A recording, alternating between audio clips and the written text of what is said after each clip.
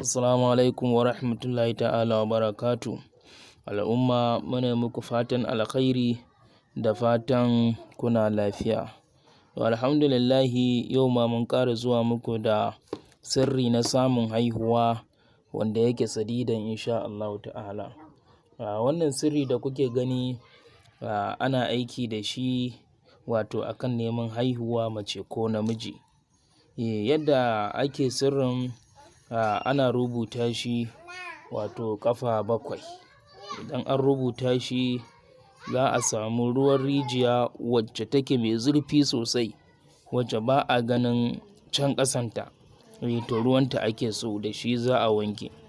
Idan an wanke kuma za a samu nonon tinkiya sai a zuba a cikin wannan rubutun a haɗa.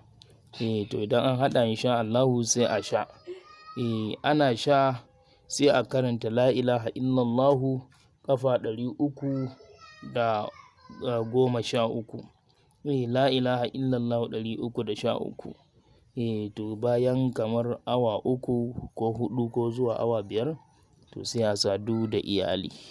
Idan mace ce sai a je a sadu da wato mijin, idan kuma namiji ne sai ya je a sadu da ita matar insha Allahu Allah zai ba da haihuwa. Za a dace insha Allahu. Wannan sirri mujarrabi ne domin mun gwada, an ƙara gwada shi, an tabbatar da ingancin al'amarin insha Allahu ta'ala.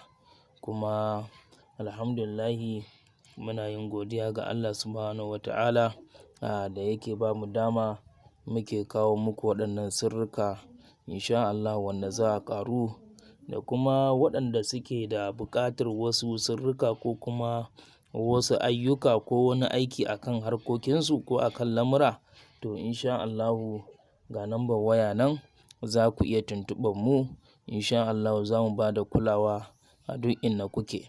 Da fatan Allah ya taimake mu ya jagoranci lamuranmu gaba ɗaya.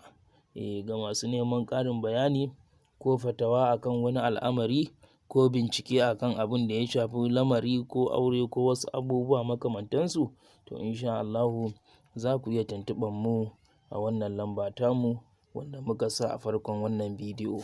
Allah ya taimake mu ya ba mu nasara. Alhamdulillah.